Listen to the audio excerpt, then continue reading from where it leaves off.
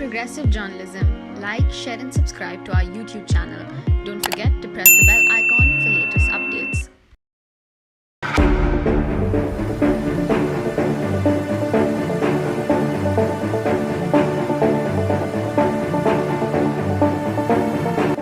Megastar Shah Rukh Khan's son Aryan Khan, Arbaz Merchant and Munmun Dhameja have been granted bail after 23 days of judicial custody.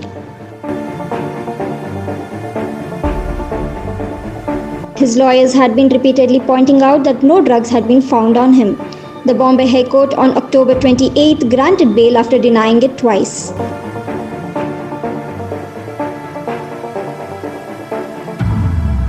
They were taken into custody by the Narcotics Control Bureau after it raided the Mumbai cruise ship on October 2nd and were arrested by the agency on October 3rd.